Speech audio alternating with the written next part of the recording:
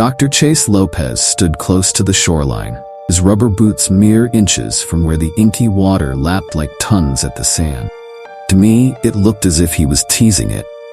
The ocean reached, but never quite far enough to touch. Dr. Lopez's face was buried in his cell phone. He said, "Come look at this, Lena." I hesitated to duck under the yards of yellow caution tape suspended around the beach, preventing locals and tourists from entering these waters. The stench of it was strong enough from where I stood. Dr. Lopez must have been drowning in it. The smell made the air seem heavy, like you were breathing in something solid. It stuck on my tongue. Metallic. The ocean reeked of blood. Took me time, but I forced myself to walk closer to the source. Dr. Lopez held out his phone to me, and I had to squint and cup my hands over the screen to see it in the sunlight. The chemical analysis of the water, fresh from our main lab, just came in, he said, and it's not oil. BP lives to see another day. Then what the hell is it? We don't know. Dr. Lopez tucked his phone into his pocket and looked into the ocean. Not yet, at least. I'm waiting for more to come through from Maine. That's just preliminary stuff. What does it smell like to you? It smells like blood. And it's so dark. Could be mass amounts of squid ink, however impossible that may be. Chemical analysis would have clocked that. Right. Well, not much we can do but wait. The ocean that stretched out before us was black. With a telescope on the ground and a helicopter in the sky, we could see that this dark patch existed 75 or so feet out from the shore. It was big, but not exactly oil spill big. When the black tide rolled in a few days ago, dead fish and other sea life began to wash ashore. The weird thing about the dead fish was that they didn't rot. By the time we arrived, they had been roasting on the beach for over 2 days. Yet none of the expected effects of decomposition were present. They were in suspended animation, dead, not looking like, not even picked apart by gulls or other scavengers. The birds disappeared when the black tide rolled in. We found several species of fish native to this part of the Pacific. A few jellyfish and one angel shark in the menagerie. They seemed so alive that at first we researchers tried to revive them. Put one orange fish inside a tank and was dismayed to find it floated belly up. There it stayed, never decomposing for the remainder of our time on the island. On our second day there, Dr. Lopez told me that the lab results were inconclusive. What the hell does that mean? I said, "Can you at least tell me if it has sodium and chloride in it?" It was supposed to be a joke. Dr. Lopez just shook his head at me. "No, Lena, I'm telling you they don't know. Whatever it's made of, it's not something we've ever seen before. It's not even blood." I sat down. I'd never gotten such devastating or exciting news. Something new. Something we could put our names on. But where to begin? How could we possibly know its dangers if we couldn't even tell what it was made of? I didn't know what reaction was appropriate to have. It has to be something, Chase. It came from Earth, didn't it? Maybe it's a chemical runoff that some goddamn plastic company shit out into the ocean, an experimental sort of thing. They didn't detect any polymers, he went on. Not a bad guess, though. What do we do now? Are they running more tests? Dr. Lopez looked around the tiny space. We occupied a local resort room, which was converted to suit our needs as we did our research. The resort's residents were forced to evacuate when the black tide arrived, being fed bullshit reasons about a chemical spill. There were bunk beds that Dr. Lopez and I shared with 2 others, another marine biologist named Carmen and an environmental engineer named Gabriel. The local military kept the area in a tight lockdown. No word of this would reach the news. "Maybe we dive," Dr. Lopez suggested. I blanched. "Chase, that substance killed those fish. Whatever it is, it's toxic. We've got diving suits. It's the 21st century. It won't touch our skin." So we got ready to dive. It wasn't my place to refuse an order from my superior, and I knew that being scared was no viable excuse. Armin agreed to dive with us, but Gabriel would go no further than the shore. He tagged along to watch from a safe distance. We slipped into diving gear and stood at the edge, just an inch from where the black tide sucked in and out. Carmen shrugged her shoulders at it. "Well, I guess I'll go first if everyone is going to be a pussy about it. She walked out into the ocean. I watched her while holding my breath. I expected her to zip beneath the obsidian surface, pulled to her death by some terrible monster. I expected her to scream as the substance ate through her suit, and ultimately her skin. I expected her to collapse and die like the fish did, silently poisoned. None of this happened. Carmen waded out several yards until she could swim, then dived beneath the water. On the radio, she said, "Come on in, folks, the water's warm." Dr. Lopez and I followed her. The water was warm. As we sank beneath it, we noticed a peculiar phenomenon. The black tide sat on top of the water, never mixing. It was about 20 inches thick. The temperature difference was notable. The water below the blackness was freezing, almost as if it had been siphoned of its heat. I reached my hand into it, and it was a jarring sensation to feel such warmth, while the rest of me shivered. Strange sight indeed. Dr. Lopez muttered. We were staring upward into space. That's what it looked like to me. If I close my eyes, I can go back to that moment. I'm suspended in the cold ocean, staring up at an inky night sky that blocks out the light of the sun. If I stare long enough, I see little pinpricks of starlight glitter throughout it. It's almost beautiful. It is beautiful. I feel compelled to go into it and remain there in its warm embrace, floating in the atmosphere. Stars rippling around me. I started to swim upward then, a voice. "Get out of the water," Gabriel commanded. Dr. Lopez caught my arm and I came to my senses. "What's up, Gabe?" he asked. "Get out now." We turned and swam toward the shore. The feeling of coming up through the black tide was indescribable, warm and wonderful. My skin exploded into goosebumps as I emerged from it. I wanted to go back. I was tired. I'd sleep in that water. Carmen was the last one to emerge, and she walked backward. She knocked into Dr. Lopez and didn't seem to notice. "Jesus H. Christ," she said. "What the hell?" I saw it. Saw them. A dozen shark fins slowly moving through the black water toward the shoreline. Each shark's fin was different. Tide gently pushed them ashore in a neat little row, heads facing us and tails toward the sea. There were 12 different species of shark, all of them dead. "Buck," Dr. Lopez said. "What are the odds?" The sight struck me numb. This felt purposeful. An arrangement made to be seen. Presentation. I couldn't get any closer. The water didn't feel inviting anymore. Felt hostile. Suddenly I had the urge to look away from it, as if I had met a stranger's eye for too long. "That's an Atlantic sharpnose." Carmen pointed at one of them. "How the hell is it here, in the Pacific?" "What is that one?" Gabriel asked, pointing at another. This shark was not something I'd ever seen before. It was dark pink, almost red. Adorning its head were small horns arranged like a crown. "Can't be," Dr. Lopez said. "Can't be what?" He walked to it and crouched down. Despite our protests, he grabbed the dead shark and inspected its head and the inside of its mouth. His fingers tapped along its teeth like he was a dentist, counting each one aloud, sliding his hand along the gills and peering into its eye. Finally stood, and I saw him trembling as he turned to us. I could be wrong, but this looks like a hybotus. "A what?" I asked.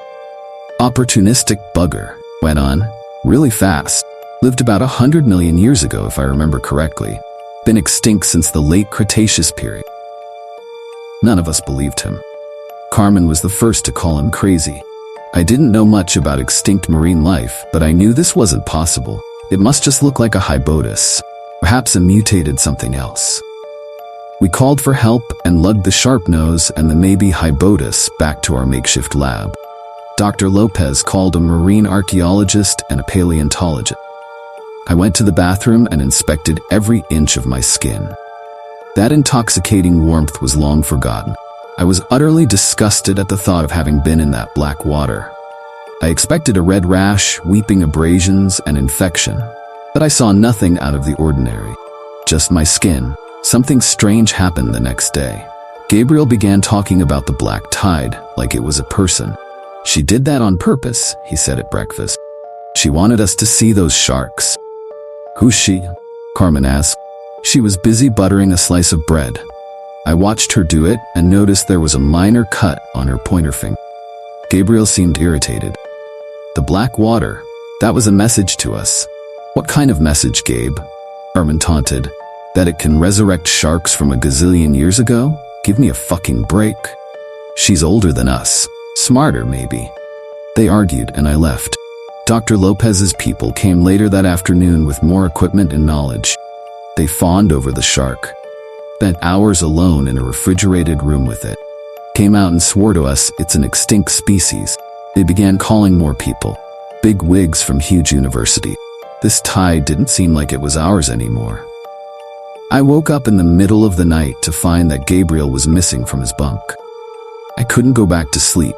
With rising concern, I surmised he may just be using the bathroom, taking a walk, talking to a loved one in a different time zone. But I knew that wasn't the case. So I rose from bed and went to the window. I saw Gabriel on the shore. He was walking toward the tide. Fear gripped me. It was like watching someone standing atop a skyscraper about to jump. Helpless panic, impending doom. "Chase, Carmen, wake up!" I shouted. "Gabriel's walking toward the fucking water." "What?" Carmen groaned. Dr. Lopez rolled over to face the wall. I shook him harder, and he finally sat up. "Lena, seriously? Can we please go check on him? I'm worried. I mean, why is he out there at this hour?" Dr. Lopez had been my supervisor for 3 years. For that, he was my professor and personal advisor. He rarely said no to me. He got out of bed and followed me out of the resort toward the black tide. The moon was full, and the beach was illuminated in pale blue. As we approached, I noticed that the light didn't reflect off the surface of the black water. It was consumed by it, like a void. It had been different in the sun. The rays reflect back at you, almost blinding. Why should the moonlight be different? Gabriel was nowhere to be seen. Dr. Lopez and I ducked beneath the caution tape and walked as far as we were willing to. Black tide was still. If I didn't know better, I'd have said it was a solid sheet of blackness lying on top of the ocean. Fanta black. Blacker than black. Black hole. I wanted to touch it to see if it was the same thing we encountered in the daylight, or if something else had replaced it. Then Gabriel appeared. He was floating face down in the void, several yards from the shore. Slowly, his body began to move toward us. He looked like he was in space, a place where there are millions of light years between stars and planets, and there's absolutely no light. Just his partially submerged body, suspended in eternity, moving forward with such ease and purpose that there could have been a conveyor belt beneath him. My body felt drained of its blood. I was cooled with fright. When I moved toward the water, Dr. Lopez grabbed me.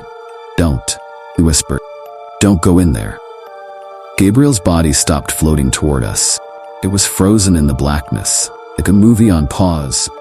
We stayed where we were, and I felt sick enough to puke. "We can't leave him there." "I think," Dr. Lopez started, then paused. I could hear him swallow. "I think it wants us to go in." Gabriel's body reanimated and floated backward, away from the shore. I was disgusted with myself for not going after him. What if he's still alive? Not yet drowned? He floated back several more feet, stopped, and then started toward us again. I knew what Dr. Lopez meant now. These aren't the movements of the natural current. These movements are deliberate, teasing, controlled. Gabriel got close enough to the shore that we could touch him. With hubris, I crouched down and reached for his arm. Dr. Lopez jerked me away just as Gabriel zipped backward and slipped beneath the surface. Blinked out of existence. TV turned off. We fell into the sand and scrambled away from the water's edge. Hot tears filled my eyes. Dr. Lopez was silent. We waited, unable to move. A few yards out, Gabriel's body appeared again, static in the void. In the daylight, we pulled Gabriel out using lifeguard equipment. He was dead, but he looked alive, asleep. When the paramedics put him on a stretcher, inky liquid spilled from his lips. We all jumped away from him. One paramedic cursed as they started to take him toward the ambulance, where a medical doctor would pronounce him dead at a hospital.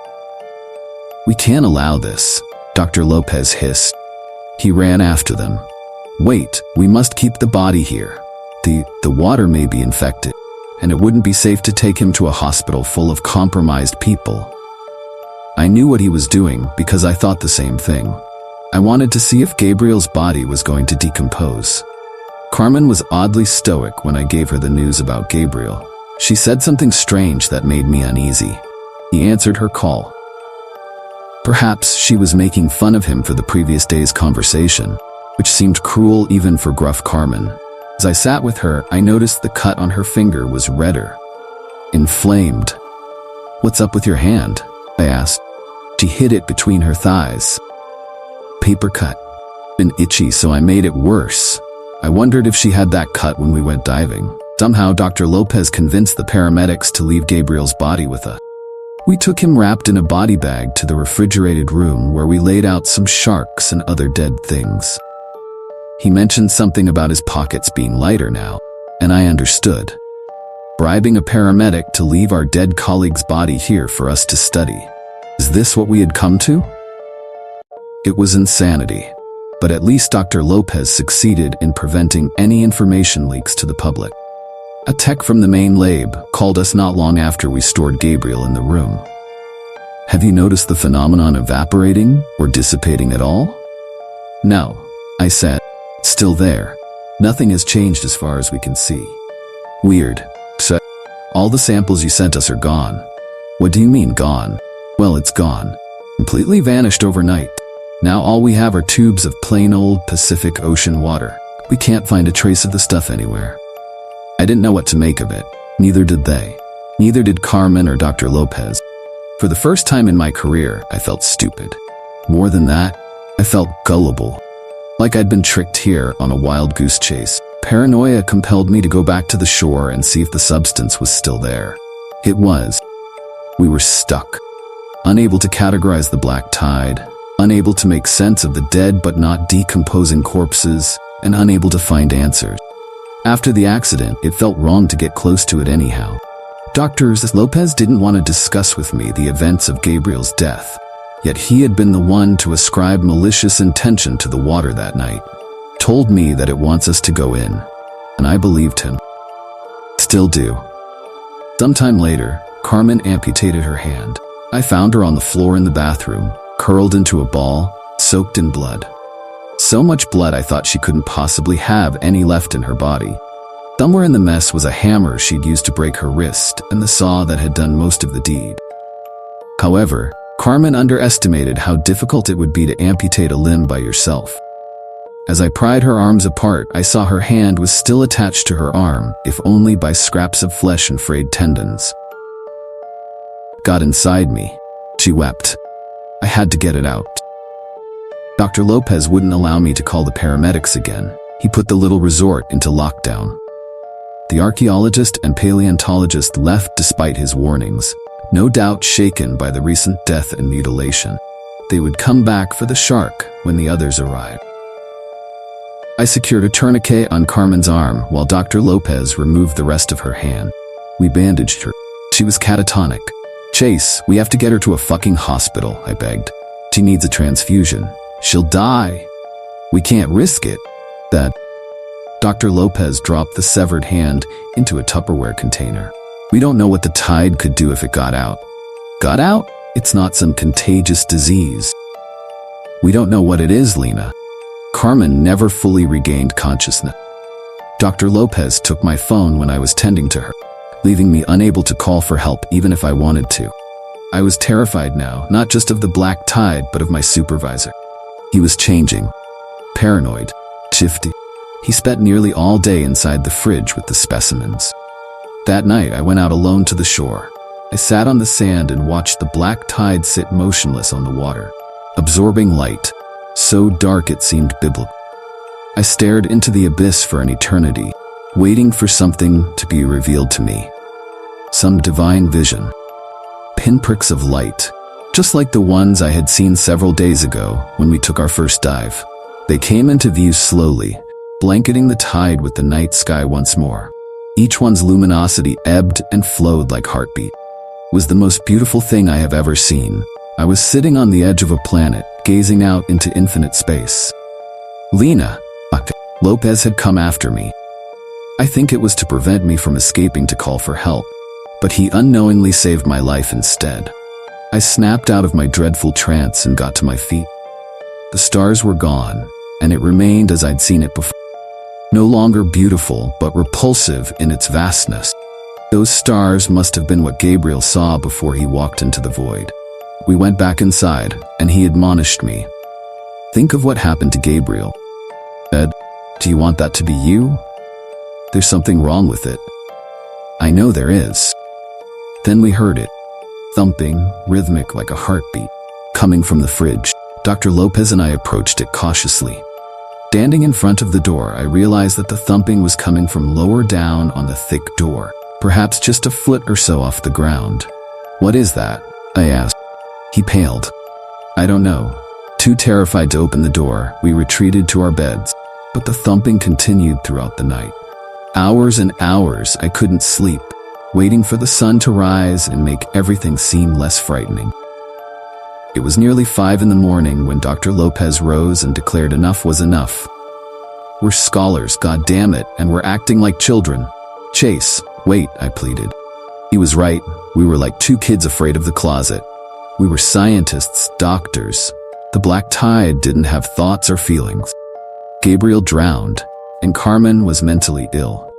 There was an explanation for everything if you looked hard enough. We stood outside the fridge's door again, listening to the thump, thump, thump.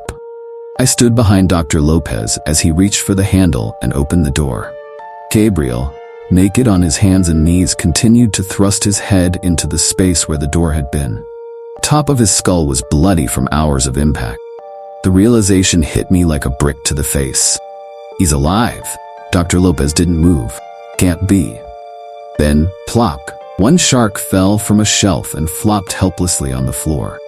Another followed. Then all the fish began to move. The room full of dead things animated, and they were all alive once more, despite being out of water for several days. Wet slapping filled the air. Even the hibiscus was alive, wriggling its way toward the open door. Gabriel remained on his hands and knees, but dragged himself forward, head hanging limp between his shoulders, as if it were too heavy to lift. A trail of black water dripped from his slack jaw. Dr. Lopez slammed the door on him. Chase, I cried. I wept freely now, unable to cope with the sight of the alive dead. We have to help him. Open the fucking door. He isn't alive. None of those things are alive. It's impossible. I reached for the handle, but Dr. Lopez shoved me away. I stumbled backward and lost my balance, landing hard on the floor. He loomed over me. Don't you dare. How can you just leave him in there? We're going to call the main lab. Dr. Lopez pulled his cell phone out and rang the number right there, standing with his back to the fridge. It rang, and rang, and rang. Then no one answered. Cursed. What the hell? They're a 24-hour lab. Damn it. He tried again, 3 more times, 2 more. He gave me my cell phone, and I tried them too. The lab didn't answer. Suddenly, I felt the weight of our isolation. Gabriel's thumping resumed inside the fridge. The black tide was retreating. Dr. Lopez and I stood alone on the shore, watching the darkness shrink away from us. It was moving, all of it, floating slowly out into the open ocean as one great mass. The smell of blood dissipated as it got further away from the beach. Where is it going? I asked. Dr. Lopez shook his head. I don't know. We could hear Gabriel and the fish slamming around inside the resort from where we stood. They were louder, more frantic. Gabriel even began to scream, a long, hoarse wailing that filled me with a sense of dread and nausea. It was a mournful cry, something you might hear at a funeral as the casket is lowered into the earth. I think, Dr. Lopez finally said, that they want to go with it. As the black tide melted into the horizon, I saw the stars glimmer across it once more.